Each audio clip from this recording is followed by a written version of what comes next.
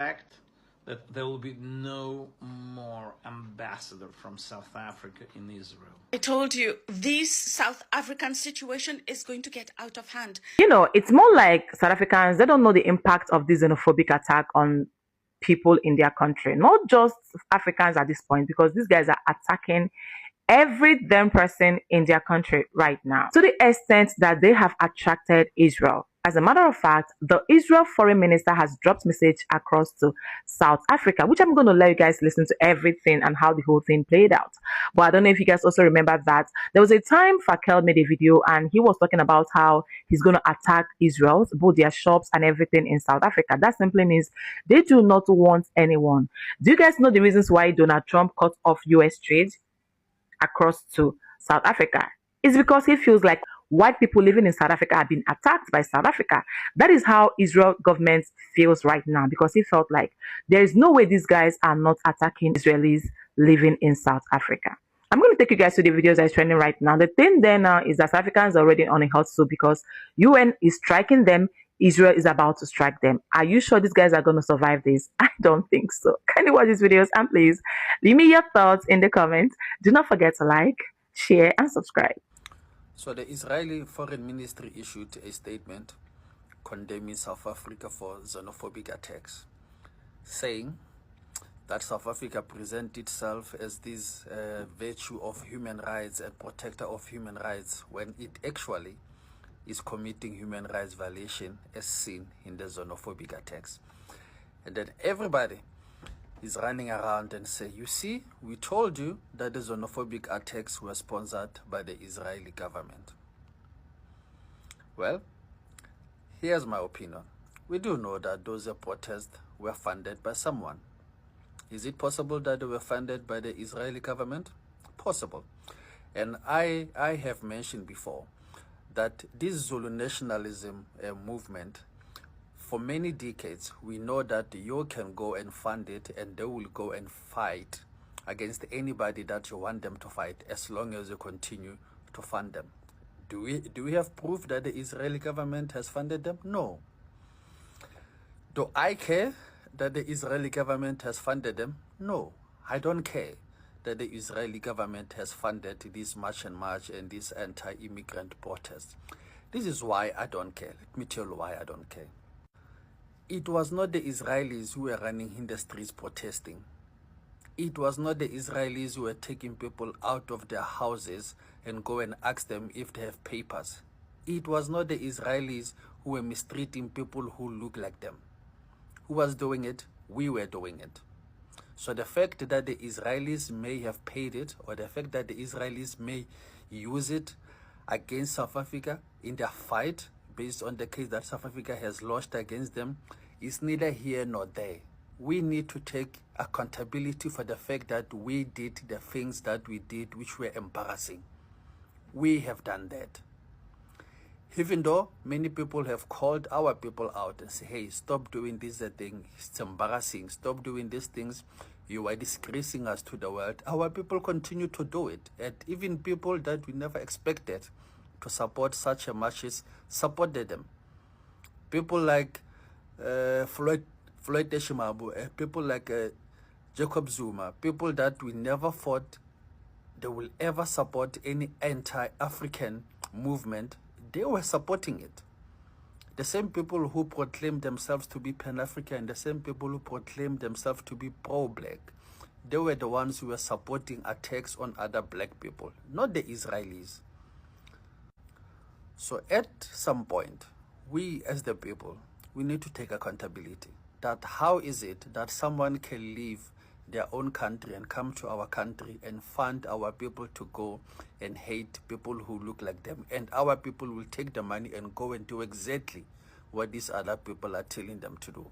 That is a very bad reflection on us as a people. A very bad reflection on us. Because how is it that you can be bought by someone else who doesn't look like you, who doesn't even like you, to go and hate people who look like you?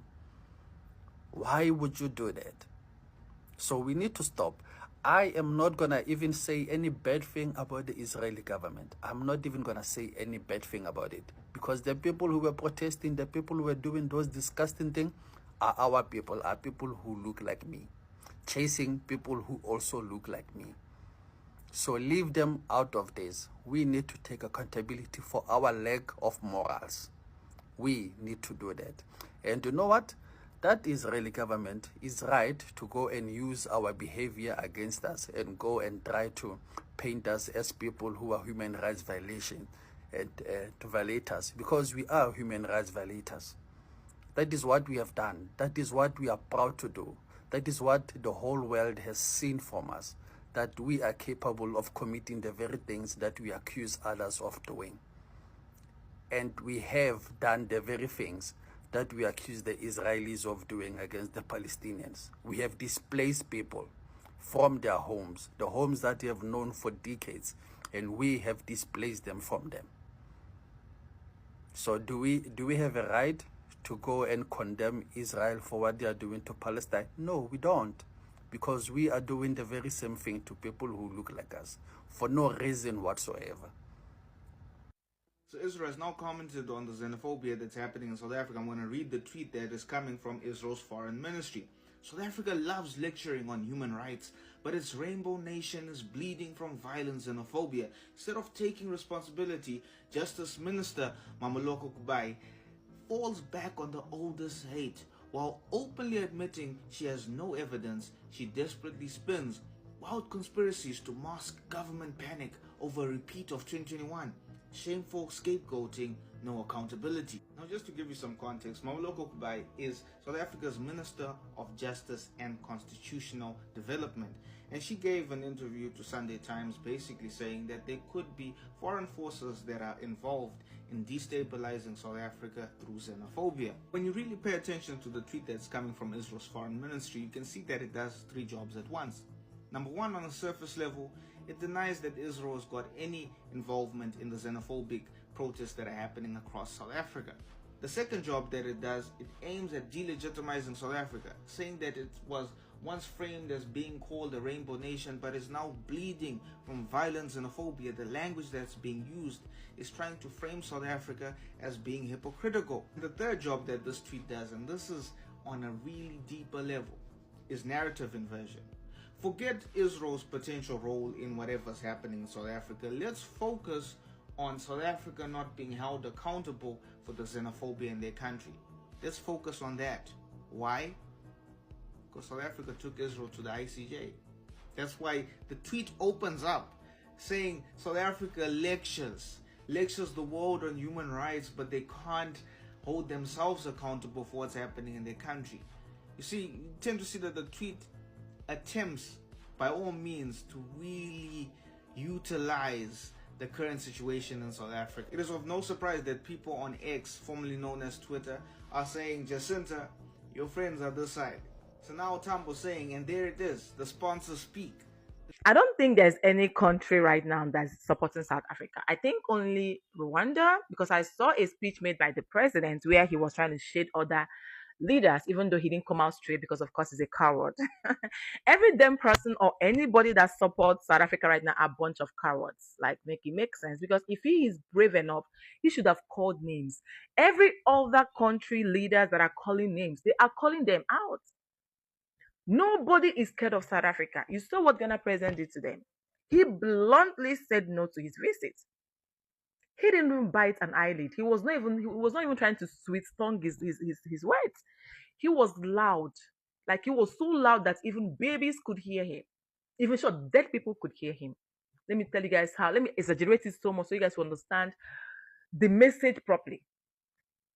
Before you know it, Ramaphosa started moving about, talking shit. And he was like, there is no way, and blah, blah, blah, blah. But I don't know if you guys saw the press statement where Ramaphosa was trying to clear the air. You got rejected, boo. You got rejected. You got booed. Because a lot of people are bullying, as in, there's no name they didn't call Ramaphosa because they felt like he is not competent. Take a look at what you guys are backing with Israel. You cannot mess with Israel. If Israel strikes, these guys don't look bad, just like Burkina Faso. The reason why you guys have not heard Ibrahim Traore. The electronic travel authorization system will make travel to South Africa a lot easier. It will also make it faster and more predictable. I tested this with one of the travelers who we saw how quickly he was processed. It literally took just less than 1 minute, and the traveler was beaming with laughter, with joy, with a broad smile, because he had a sense that he had been received in a very respectful manner, in a very efficient manner to the country. And this system will encourage tourism. Minister De Lille will be the happiest minister in the cabinet today, much as Minister Schreiber thinks that he's the happiest. It is Minister De Lille who is the happiest, who's beaming with joy, because this is going to encourage tourists to come to South Africa. And it will also support trade. It will attract investment, because people who invest money want to know whether they are welcome as they travel to destinations where they want to go and invest their money. It will facilitate skills and knowledge exchange, and at the same time, it will strengthen the integrity of our borders and improve our ability to manage migration effectively. This reform reflects a simple but important truth. In the global economy, accessibility matters. Investors compare countries. They will compare how we compare with another country. And I always tell my colleagues on the cabinet that as we do anything, let's see how other countries operate. I always say, let's find out how other children play and see whether we are measuring up or whether we are better or worse. It is important that we do so, because that's what investors do. That's what travelers do. They want to see how best we stack up with others. Tourists do compare countries. Conference organizers also compare countries.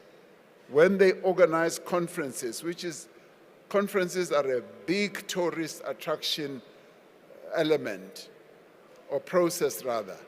They compare how South Africa measures to other countries. And students also compare countries. Highly skilled professionals also compare how other countries treat them. Every unnecessary delay, every cumbersome administrative process, and every avoidable obstacle encourage people to look somewhere else. People become very impatient. They always want ease of doing things.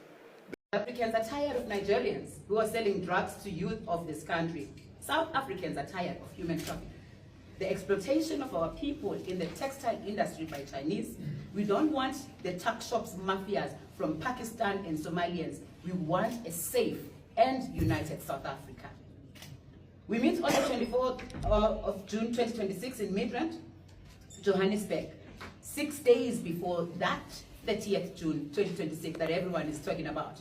To make a clarion call to the nation, we want to invite all South Africans to rise and file their country.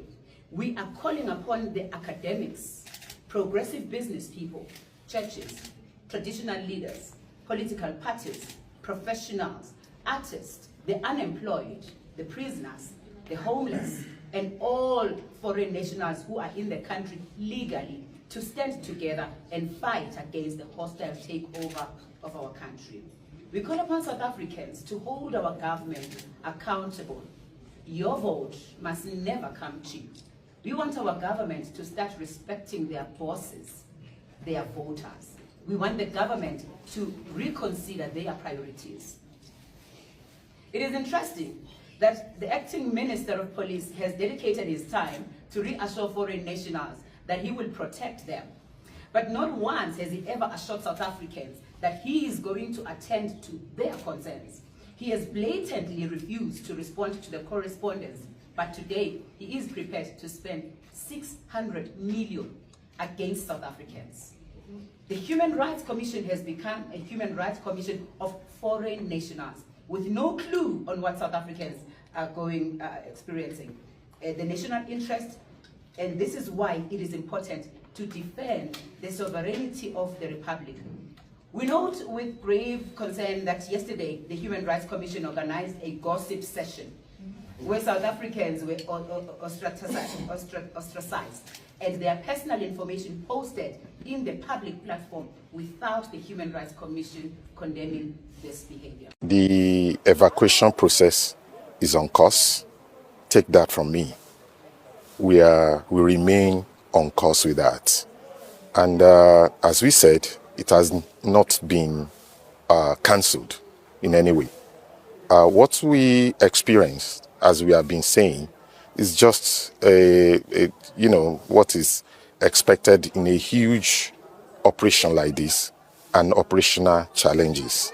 And we are surmounting them, you understand? We have adequately communicated this to everybody, to all the Nigerians that are affected. And you can see, and I need to let you know that there is no Nigerian under distress as of today in South Africa that we have not taken care of. You understand? So I tend to, put the record straight in terms of the fact that there are people on the streets who want to cash in on what we are doing in order to embarrass us. Get that clear. You understand? And we have tried our possible best not to allow that to happen. You understand? I will not allow that to happen. You understand? So what I want you to know is that the evacuation process, we are very much on top of it. And very soon shall I see to the logical conclusion. So that's the fact about that. We have quite over 1,000 of our nationals that have expressed interest in voluntary evacuation. Okay? And, what I want to say is that just go to any embassy who is currently under evacuation. There is none of them that are not facing operational challenges. You understand? There are many countries that now, as we speak, you find many nationals at the border, women and children, that they are still trying to. So when I say operational challenges, these challenges varies. You understand? From, the totality of the problems that are facing aviation industry right now due to geopolitical tension that is going on in the Middle East. You understand? In fact, at times, you even find, you and me know, that at times you buy your ticket, you get to the airport, and the flight is cancelled. You understand? So these are some of the perennial issues that we are facing. But we are overcoming them day by day. Step by step, we are doing that. We are overcoming them. And that is why we have told Nigerians, we have educated Nigerians to remain steadfast, to believe in us, and to see. And many of them, they really understand where we are coming from. And they have